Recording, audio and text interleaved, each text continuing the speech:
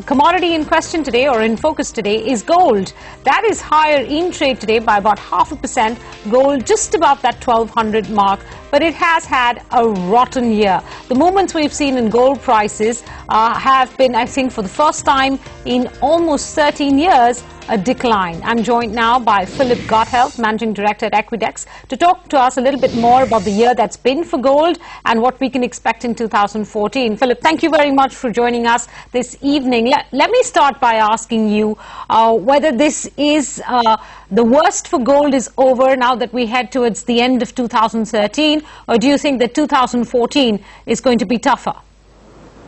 Well, much depends upon the price of crude oil and the perception of inflation, but I should point out that despite gold's decline in 2013, the demand for physical metal has been fairly substantial. So most of the decline in gold has been associated with certificated trading, most of which is associated with the new exchange-traded funds. So when people liquidate their stock certificates for gold, the physical product comes onto the market and seeks buyers. And interestingly enough, the buyers have been sovereigns more so than individual investors. We've seen a substantial amount of uptake from countries like Russia, India certainly, China, and even smaller countries like Vietnam. So the sovereigns are picking up what the investors are letting go of, and this could be supportive of gold in 2014. But how supportive, I suppose, is the question, given that we do face prospects now of a increased or step up in tapering by the Federal Reserve starting in the beginning of next year and moving on to the middle or end of next year, and that could cut global liquidity by a bit and could hurt gold even further? Well, the question of paper integrity also is supportive of gold. You don't often see sovereigns purchasing gold when they are more supportive of their own paper.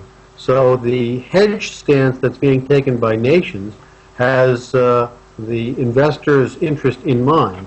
Gold is one of those commodities which, if it goes up appreciably, doesn't really impact the average individual.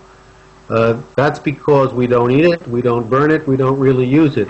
Jewelry is a discretionary expenditure in almost every instance. The only time that gold becomes essential is in the cultural areas, which primarily are located in China and in India, and to some extent Northern Africa. So the demand for gold is more of an indication of how confident the sovereigns are in their ability to support their currency. When sovereigns start to purchase gold, it's an indication that they are hedging their bets.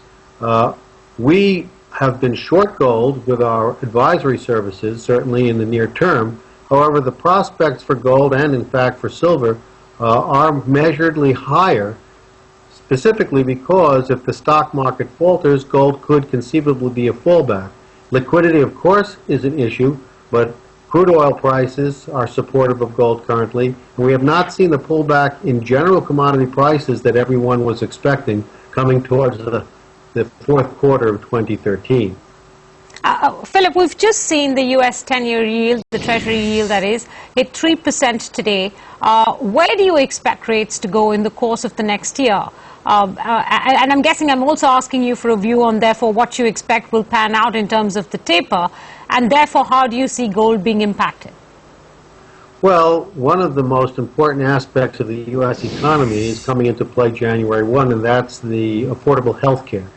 And what we're seeing is that it's not as affordable as was predicted. Small businesses are going to have to choose between keeping their current plans, or I guess they won't be able to keep their current plans if they're insufficient relative to the standards set by Obamacare. And all of this has a major impact upon whether the Fed actually tapers in 2014, or, as Bob predicted, might increase the amount of bond purchasing to keep interest rates low. Our prediction is that the Obamacare situation will not go over that well coming into June, when small businesses will be forced either off their current plans onto new plans, or forced to eliminate their plans and go for the penalty. All of these things can depress stock prices, and if gold is sought out as, for example, a hedge against stocks, we could see some support taking place there. It's all a replay of the panic of 2011, the summer of 2011. As we know, the stock market did not do well when they were fighting over the debt ceiling, yet the price of gold reached an all-time record. So these are the elements that are in the market for 2014, and they will probably be very evident as soon as this coming month. I've got a quick last question, Philip, then. Can you give us some levels, both on the upside as well as the downside, that you're watching closely in terms of gold? Well, we think that gold has the potential to break below $1,000 an ounce if the stock market continues to do well and the value of bonds declines, the interest rate goes up. This is because the opportunity cost of holding gold obviously becomes higher. You can get a yield on bonds, you can get a yield on notes. You don't get necessarily a yield on gold unless you're selling options against your physical holdings. So that would be the low. We do not think that based upon physical buying, gold is going to depreciate much below the $900 level. On the upside, however, if gold manages to break out above $1,700 an ounce, most of the analysts in the gold area, in the gold space, believe that gold is capable of finally exceeding the $2,000 an ounce range.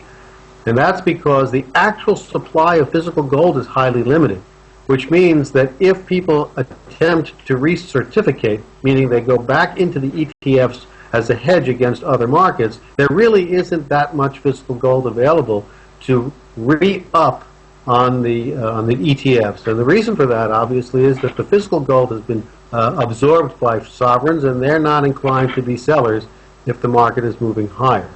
Are the chances of gold dropping below 900 higher than the chances of gold exceeding 1700, or is it the other way around? I would say, given what we're looking at in 2014, it's probably the other way around. I think that the more governments attempt to solve their problems through the use of their printing presses, the more likely focus is going to move towards gold as a hedge against paper assets. The whole trick here is a confidence trick. The question is whether we can keep the confidence of the world investment stage high as the presses are running. This has never worked in the past, which is to say that whenever governments try to print their way out of a problem, invariably the currencies collapse and people flee towards physical assets, gold and silver being the primary targets of that flight to quality. Philip, we appreciate you finding the time to speak with us today. Merry Christmas, belated wishes for that, and best wishes for the new year. Thank you very much. Same for you.